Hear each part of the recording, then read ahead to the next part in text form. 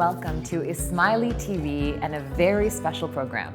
My name is Farah Nasser, and it is my absolute pleasure to be joined by Princess Zahra Aga Khan. It is such an honor to have you with us here today. Princess Zahra, we are in the Aga Khan Center, a beautiful building in the heart of London. We're in the gallery space right now. And it brings me back to 30 years ago. You had just graduated. You had just joined your father, Mawlana Hazar Imam, working full-time for the institutions. And at that time, he spoke to the UK Jamaat, and we went into the archives and we found this clip that we'd love to show you. If you could just press play. In the past, I have not talked about my family except when my children were born or when I got married. And I thought I should tell you today that my eldest child has graduated from university. She has received an honors. Thank you. Thank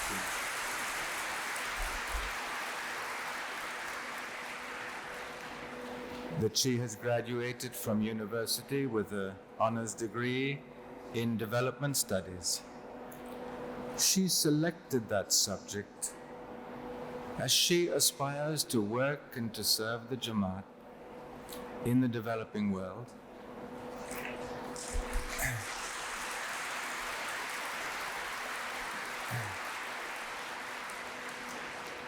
And in September, she will join me to work by my side.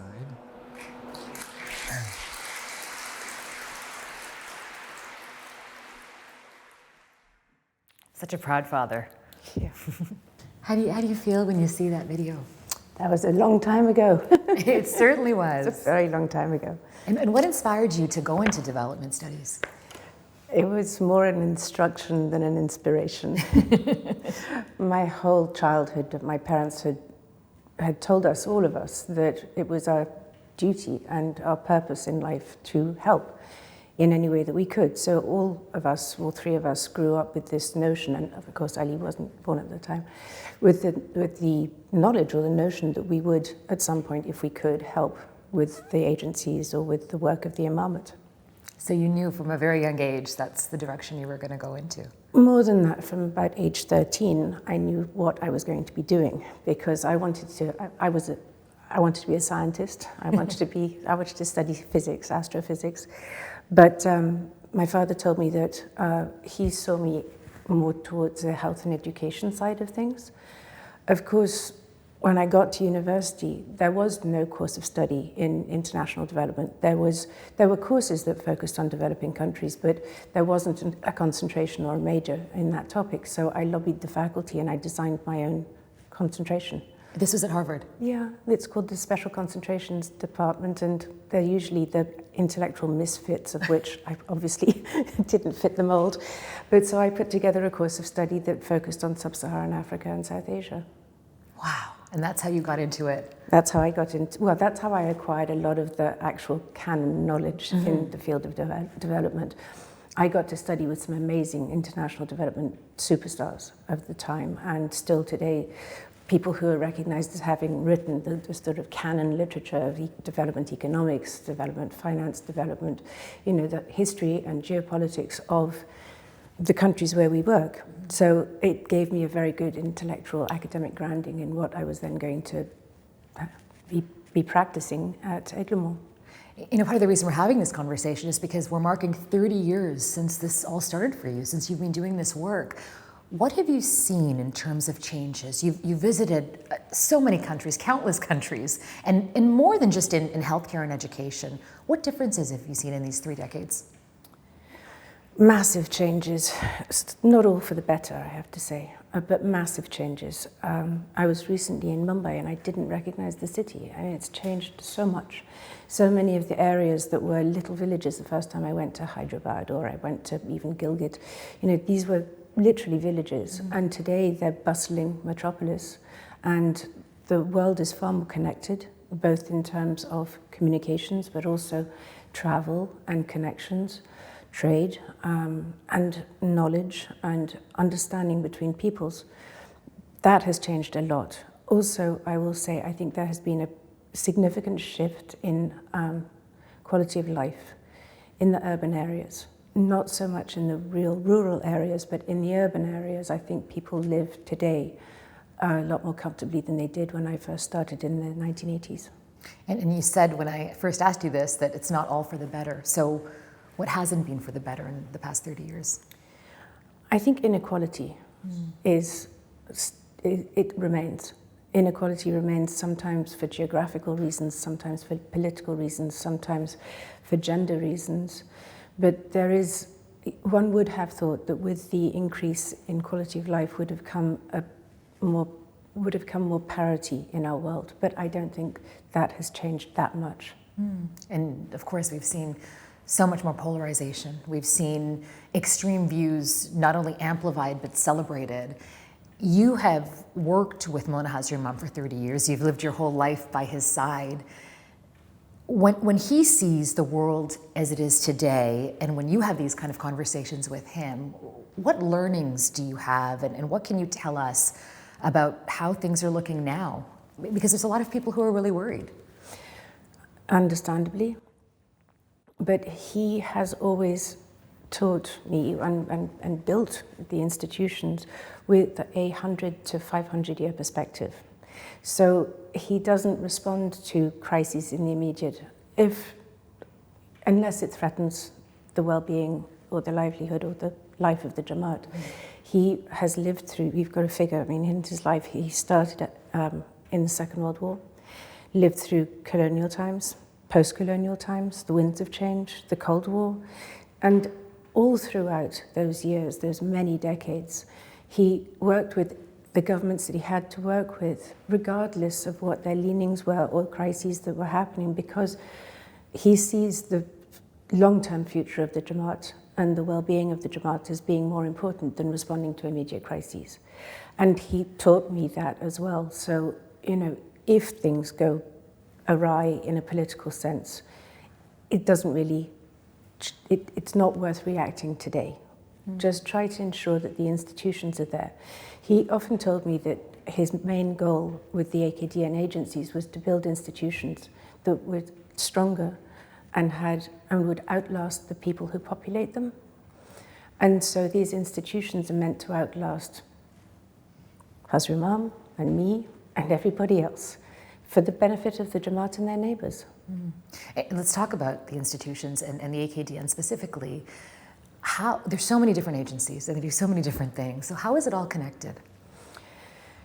I think that again, going back to Hazar Imam's approach, so you can bring in development inputs, health, education, housing, etc., etc.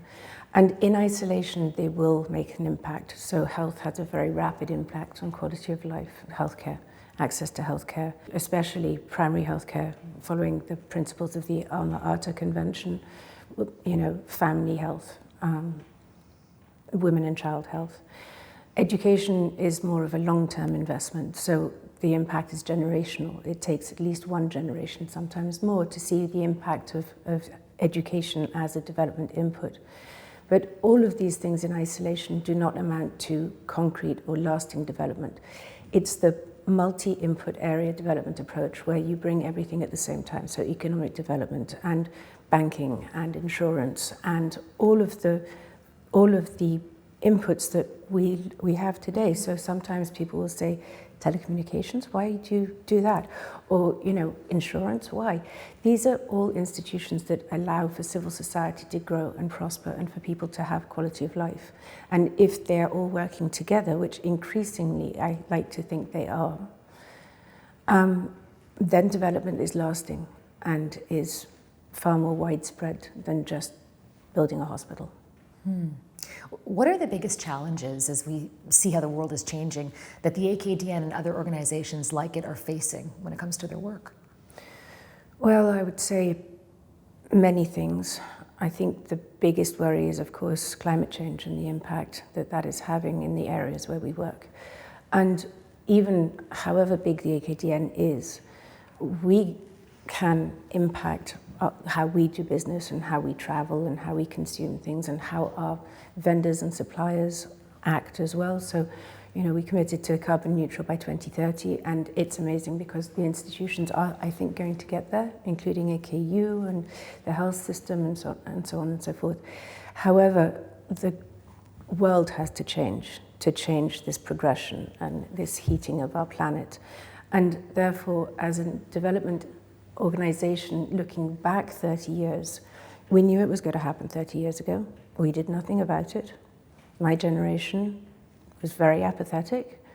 And unfortunately, now we're on a path where correction is going to require radical change. Mm-hmm. And I don't think that a development organization, however big and powerful the AKDN becomes, can change that in isolation. It's going to take a global effort.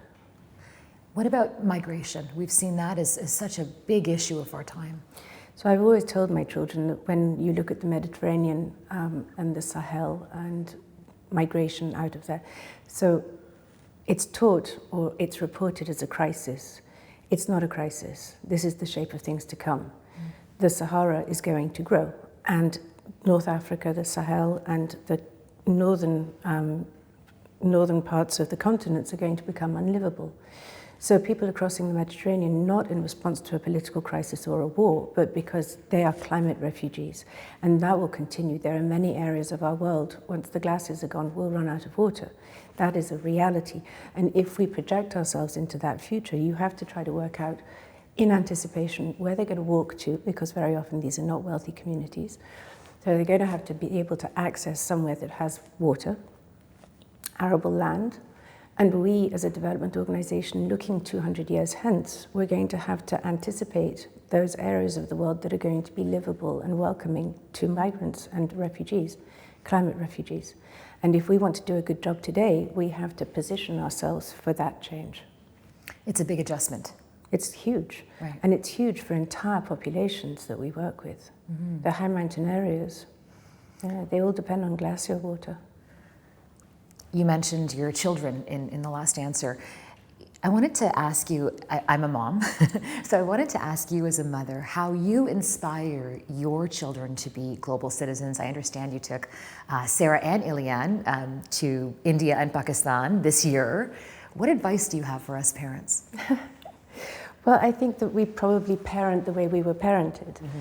And so my parents brought me up with an ethical code of, pluralism and acceptance, generosity, patience, kindness. And I think that my children have learnt, I hope, similar things from me, to consider the other first, to always put others first, to be empathetic and sympathetic, generous of mind and in time and spirit. And so I don't know if that works for all children, but I've certainly enjoyed bringing my children up with that ethos. How were those visits for them? Well, they actually started traveling with me when they were tiny. Oh, really? Yeah, the first time we went to Africa together, I think they were 3 and 4. And I always wanted them to see the reality. And so they've driven around many countries just to see what life is like in the villages, to have a real granular understanding of what it is to live in a rural area in a developing country. And so I'm afraid, poor things, they didn't really have a choice. They just became part of the collective. But from my great-grandfather to my father to my children and my siblings, I think that we all have more or less the same approach. It's like you're born into a position where you can do a lot of good, now get on and do it. And speaking of your siblings and Prince Amin, we've seen Mawlana Hazar Imam travel less because he's getting up in age. And you've really taken the torch with your children and your siblings. How has that been? Well, of course, it's meant more traveling and more responsibility, frankly. But, Hazar Imam's going to be 88, and travel was becoming difficult, so Prince Rahim and I have been taking on more responsibility than before. Hazar Imam, he's 88. He was an Olympian. He has the strength of an ox. I think that kind of level of sporting performance stays with you for the rest of your life. So, he is very well in himself, but travel is difficult. And I think that we, as much as we can pick up of his responsibilities and, you know, representing him in all of the many things that you don't realize how many there are during the course of the year, but in so many different sectors and fields that, you know, I think all of us have tried to fill the space as best we could. And one of those things is the Aga Khan Award for Architecture. In 2025, we'll see the 16th award ceremony for the award. What do you think the impact of that award has been? If I can start from where the beginning starts for me, I think it was sometime in the late 1970s or early 1980s that Hazar Imam said that he was going to develop this award. And I asked him why put this amount of time and resources into architecture. And he said it's the only form of artistic expression that inherently can never be politicized, which I thought was a fascinating approach. And if you start from that starting point, his starting point, it has truly underlined the diversity and the incredible plurality of Muslim cultures and civilizations. And that one award has taken us around the world, and it takes the media with it, and it takes diversity with it, and it takes the cultural heritage and traditions of every country that is part of it, from Mali to Malaysia. And it puts everyone together discussing something which is apolitical and premiating something which is inherently good for humanity. Good architecture improves quality of life. I know there are many quotes like that. Right. You know, the built environment affects our quality of life and our mental health as well as everything else. Mm-hmm. So I think the award for architecture has had a far deeper and more widespread impact than even the people involved in it are aware of. You just mentioned mental health, and that's something that I think there's still a stigma in certain communities surrounding mental health. What's your thought on what's happening in the world, especially with our youth? So from my work context, I would say that we need to pool our resources, and we are currently pooling our resources to respond to this crisis in our world. We have multiple units that are competent helping in mental health issues, and we need to make that far more accessible, and we need to make everyone aware that these resources exist. We have anonymous hotlines and helplines. We have the Brain and Mind Institute. We have now a concerted effort from all of the various players in the health sector to focus on this issue. From a human level, I mean, as a parent, right, one always worries about the mental health of one's children and how one can ensure that they grow up to be well realized, well adjusted, to feel comfortable in their own skins. And in that sense, I think it's so important to give them the autonomy, to give them the freedom to make mistakes and learn from them, and to experiment in life and grow themselves, because you only learn by doing, right? You don't really learn as a human by being taught. I can only speak as a parent in this, but I think to give your children the love and support that they can be themselves, whoever they are, as long as they're good humans. That's the important thing. And that they'll make mistakes. That doesn't mean that mental health issues will go away if everyone takes that approach, because there are so many reasons for mental health crises. And obviously you can't fix everything in the world, but I do think that as individuals, to give the next generation the autonomy and the freedom to be themselves, no matter what. The world changes. Things change, societies change, cultures change. We just have to go with it. And accept people for who they are. Yeah. I want to go back to the division and fragmentation we're seeing in society. You sit on the board at the Global Center for Pluralism. How important is it right now to really understand the meaning of pluralism? It's probably more important than before. Well, it's always been important. Whenever there's conflict, social conflict or war or misunderstanding between cultures and traditions, pluralism is called for. It's the one thing that will prevent, or it's the one form of education that will allow people to understand their neighbors, to understand other cultures, to understand and empathize with people who are different, others, different backgrounds, different origins, different languages, different cuisines, you name it. And so pluralism in itself, and what the Centre does to promote pluralism, it's a sort of form of applied or active diversity training. So it's hard to pin down, but it's everything from mediation and conflict resolution to promoting people who promote pluralism, to developing a monitor which over time, building enough variables into this monitor, should be able to predict when social tensions are going to boil over and give us a handle on understanding which countries in the world are likely to face crisis. And that's the work of the Centre. It's hard to define, but it's very important. And I think that Hazar Imam's focus on pluralism came from all of the years that he has lived through, the conflicts in the societies where the Jamaat and their neighbours live, and the tensions, which sometimes are not overt, they're covert, but they affect everybody. And I think that word pluralism is his way of bringing an education which teaches people to understand each other. You must have learned so many lessons from Mawlana Hazar Imam, growing up. Is there one that sticks out to you the most? I think anyone who wants to watch this would have the same answer. I mean, there are so many lessons. It would be very difficult to pick one.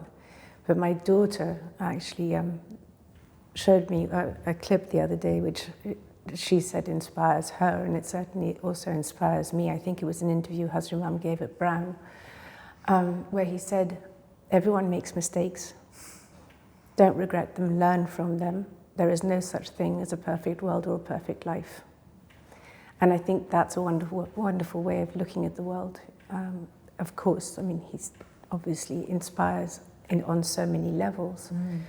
But even just working with him, watching his patience and his work ethic and his incredible care for everything around him, the planet, the people, everything, you can't help but be inspired every day. Right. He's celebrating his 80th birthday. How is he celebrating? Are you going to be with him? I think we're all going to be with him. And I think he's asked for a chocolate cake. And samosas? Yeah, of course, chicken samosas. It wouldn't be a birthday. Which you enjoy as well, I hear. It's genetic, I can't help it. But certainly I think we're all going to be with him on his birthday. My siblings, my uncle, hopefully the grandchildren as well. Do you think he'll watch this interview? Yes, I should think he probably will. Wow. I hope that's okay. I'm sure he'll be very proud of you. Princess Zahra, on behalf of the entire Jamaat, thank you for all the work you've done, all the hours you've put in, and all the lives that you've changed throughout the world. Thank you. Thank you for taking the time to talk to me, and I never feel like I can do enough. So there's more to do. You're doing so much, and you're such an inspiration for me and so many others around the world. And if I could, on behalf of all the Murids in the world, please wish Mawlana Hazar Imam a very happy birthday, and tell him he is always in our hearts and in our thoughts. I will. I always pass on messages, and he's always happy to receive them. So I will pass on that message as well. Thank you. Thank you. Thank you so much.